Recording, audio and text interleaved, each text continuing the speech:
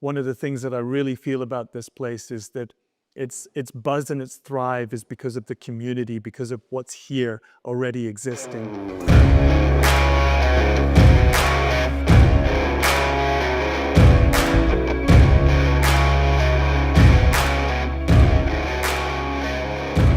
Yeah, oh my Lord, watch me sway, darkness falls and we all pray, hoping for. How would you describe like the difference? Because I know like Cumberland's kind of a small community, and there's places nearby that offer like a different example of what community means. So if you go to like Comox or Courtenay or even Campbell River, Nanaimo, there's a big difference in the community feel around mountain biking. Like, how would you describe that? So like, is there a difference between Cumberland's small community versus like a Nanaimo's big community around mountain biking? Yeah, it's interesting. Cumberland definitely has its own tight little community here that is very apparent. You notice it. But one of the things that's always comes to mind when we're talking about the Comox Valley is that's three different towns, communities, villages. It's Comox, it's Courtenay, it's Cumberland, and UROC often refers to our community as those three towns and the cities. When our name is United Riders of Cumberland, so obviously we're referring to Cumberland, but our ridership and the engagement that the trails gives to the greater community is everybody. So it's if I look at our membership, the UROC membership, it's quite even spread between Courtenay, Comox, and Cumberland. Cumberland obviously leads the way with the most people, and also with a nice variety of people. And what I mean by that is age groups, families, older, younger, male, female. We've got a huge female ridership in Comox Valley. And then you look at the membership that's in Courtenay and Comox, and it's a little bit different. Comox is a lot of older folks who come over from there, and Courtenay, again, it's kind of an even spread with families and youngs and so on. But what it is it's the full circle. It's a little bit of everything of the trail using community. The other thing that is to consider is how the trails are used. Like it's not just bikes. There's walkers, hikers, runners, bikers. That nice little sentence there. But they're all using the network in a different way. Some folks are out there with their kids and their family walking. Some folks are out there pulling their kids up the hill with a rubber band or a rubber pulley to get them up the hill to go riding, and then there's folks who are just out for a walk with their dog. There's folks who are out who want to go and hike up as far as they can up the hills there, and they use the trails to get there. So a big variety of trail users, and then because our network is so big, it shows different uses within different areas of the network. Like the closer community forest part of our network is very multi-user, lots of walkers and runners going in there. And then as you get further out, the user changes. So the runners who are going longer distances are going further afield, and then obviously bikes, the average ride is like 17 kilometers for users. So bikes are going further out into the network. But what that means for managing the network is that we look at the trails through different lenses in different parts of the network for the different users of the community. So it's all fun and games in the world of trail management, but we work hard to avoid conflict and user conflict, where walkers and runners having an incident or something with a bike, or a bike having an incident with a walker or a runner, or an e-bike, or all the different user groups. Well, we manage the network in such a way that it avoids those happenings, and we've got a pretty good record. It's going pretty well for redesigning sections and making sections work for reducing conflict. But on the whole, it's a wide variety of users out there, and It's like I say, it's all fun and games, managing the network for all of those different interests. The community is made up of a lot of different people. There's lots of families, lots of kids, great schools around here, lots of stuff to do outside. The lake's just down the road as well. So there's water, there's snow, and there's trails, and there's so much vibrant activity to do that it's created a really vibrant, can I say potent community? They're pretty strong-willed, pretty involved. Yeah, the trail community in Cumberland, it all starts with the builders. And we talked about the builders the other day, but those are the community members that created this wonderful asset that is given the draw to Cumberland for so many people to continue living here, want to live here, and moving here. It's it's such a vibrant valley to live in, Comox Valley. Skiing, biking, getting outdoors, having a good time. So it's a big draw, and it's kept people here. It's making people want to come here as well. A lot of the businesses, a lot of the people, especially the ones that grew up here, want to contribute back to the community. And I think because, like you said, there's such a variety of people from groms to grandmas, yeah, that are getting out riding, that mountain biking is just such a core sport that they can contribute to and feel like they're contributing. It's rather than just donating to the pickleball courts or something, right? Sure. It's a sport that attracts so many people. So I think from the business community, from the gold and silver and platinum sponsors you guys get, I think people take companies, which is a real testament. Companies take pride in the community and supporting the community, and they look at mountain biking and the trail network as part of that. How do you kind of agree with that, or? Yeah, I do agree with that. It's the heart and soul of getting out and keeping fit and being healthy and getting out into the forest is via access, and access often comes in the form of a trail. Certainly in BC anyway, because that's, it's one of the leading destinations in the world to build trails. The businesses that support UROC, we always say to them that when you're supporting us, you're not supporting an advertising campaign or a marketing campaign. You're supporting the good work that we do that gets back into the community. And then what that does is it feeds back out into the community. It goes full circle, where we get a developing industry, and bike industry is growing in Comox Valley. It's sustaining 6 great bike stores. There's manufacturers coming here. There's running shops building.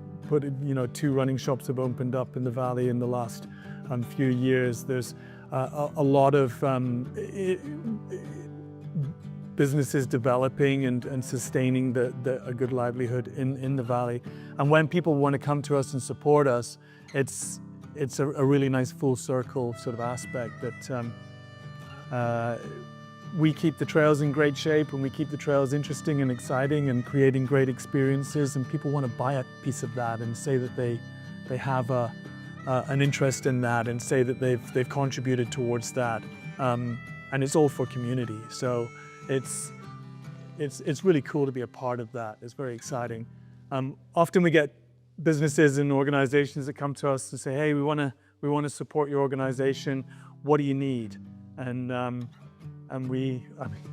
it always goes without saying, it's money. Yeah. But when people come to us and they say, "Okay, well, we want to give you this much money, and we trust you that you're going to do good things with it, and you're going to create good things. We don't want anything in return. We just want to be able to say that we support this organization, and it's really cool to do that." And what that does is it like I say, it feeds back into the community. The community recognize that, and they get a great experience. So it's it's a gem. It really is, the trail network and access into the forest. It's a real gem. Yeah. Another thing in our community is we've got a lot of ex-racers and ex-pro athletes and emerging athletes, and with all of these folks living in this valley, that's a wealth of experience and knowledge that's being passed on through the trails, through that environment, through that recreational space. People are going out and using it for those purposes and delivering it and giving it to youth. So it's just a great way to invest in youth, and it's a great way to reach out to the future, and all the different programs that are on and stuff. And I know you're going to be doing some talking about coaching and programming and stuff like that later on, but the community, the thrive within the community for that it's really exciting. Like some of the events that we put on for our local riders, racers, runners, hikers, it's awesome. It's really cool. Yeah. It's also fun getting the folks in the community out to work on the trails, like doing trail days and stuff, getting them out to help. And I've always said, if the trails are in great shape and they're providing everyone with a great experience, and they're all coming out of that trail network with a big smile on their face, yeah, and of having had a happy experience, then I can't say our work is done, but our work is done. Like that's the whole reason. It's providing access, and like having the trail network on this community's doorstep, like right there. You can be in the network within no time. What a great asset that is. You don't have to jump in the car and pack and get everyone ready, and have you got your helmet, and where's my shoe, and all of that stuff. Yeah. It doesn't happen. It's just it's straight out the back door and away you go. Yeah. So that's a really, really unique thing. There's only a few places in BC that's like that, and it's a really unique, nice thing for Cumberland.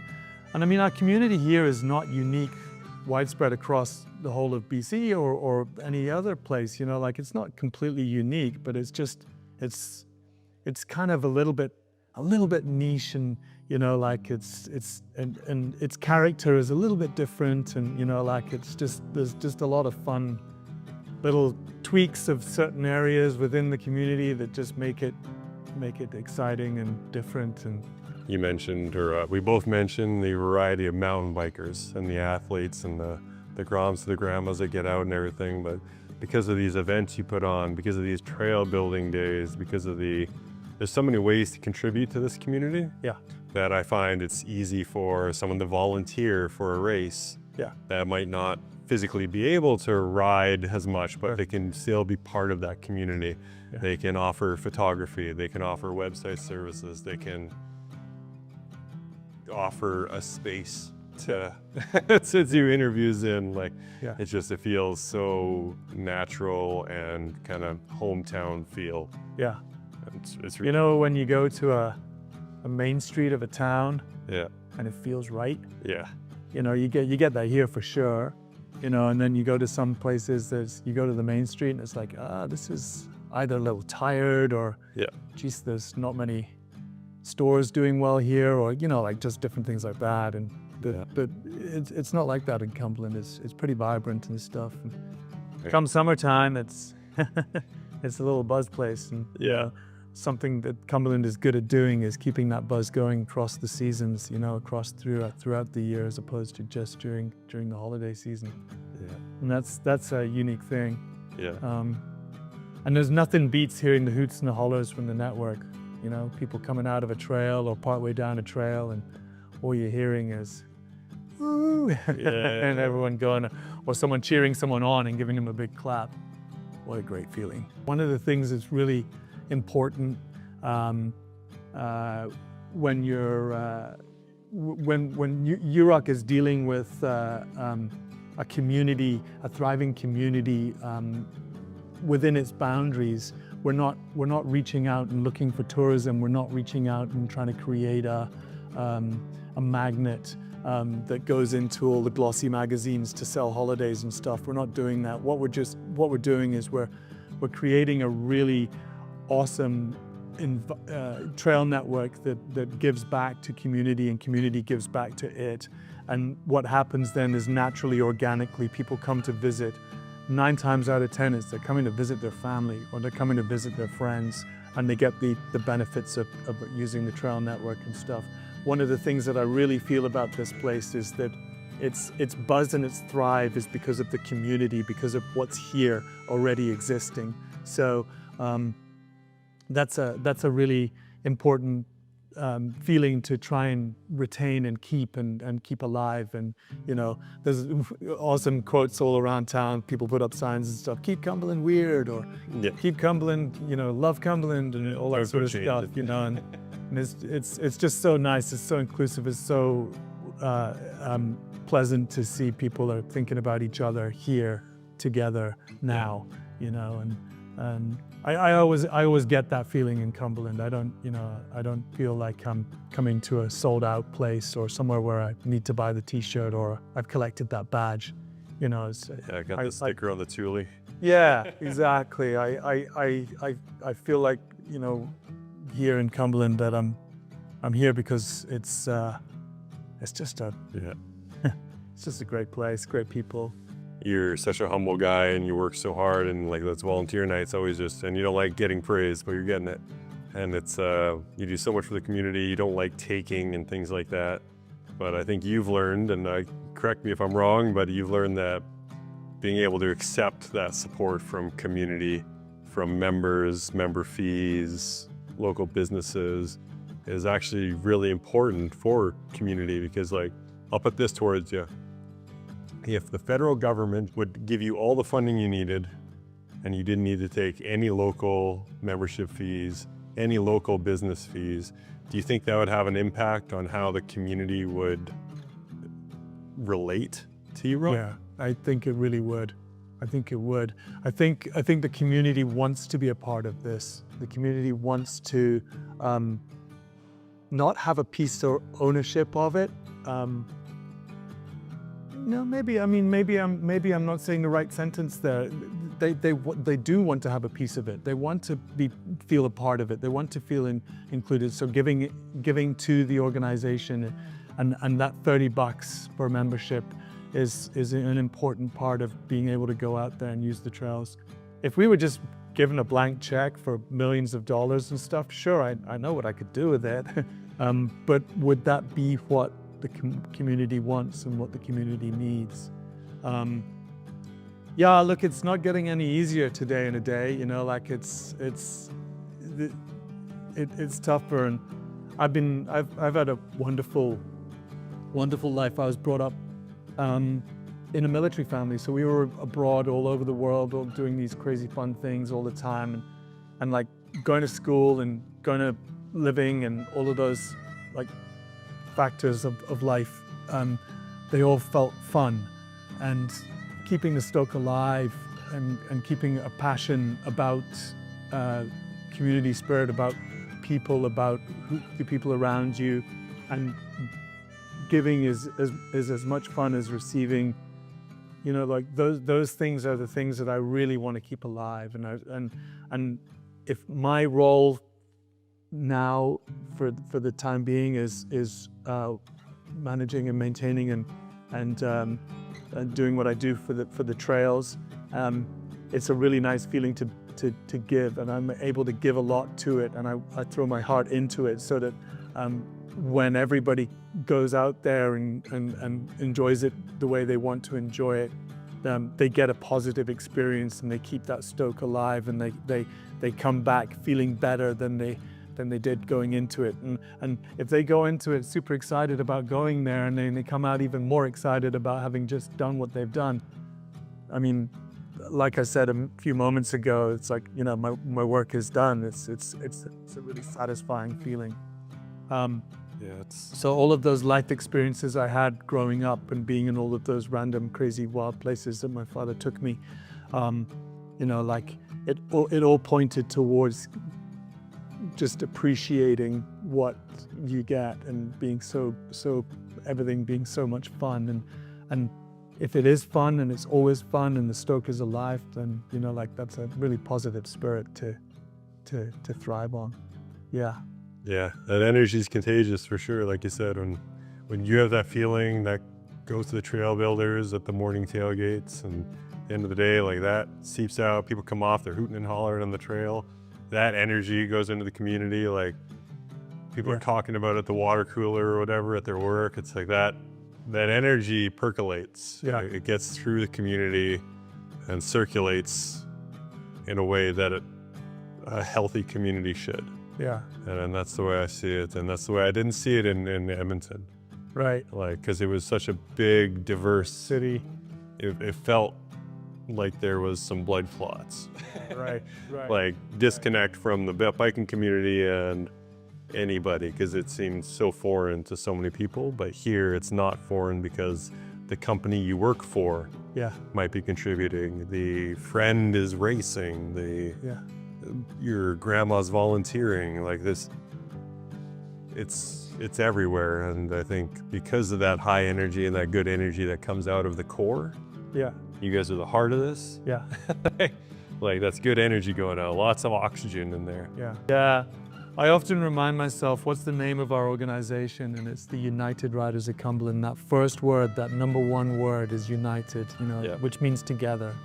And it's, It wouldn't be the same if it was the federal government of Canada's network, yeah. right? Like Yeah. they supported all the money, or Elon Musk's Yeah. network. It would not. It would not be. It wouldn't work. It's why co-ops work, and the idea of them are so great. But And the mnemonic of United Riders of Cumberland is just so perfect, you rock. yeah, You know, I love like- it. There's an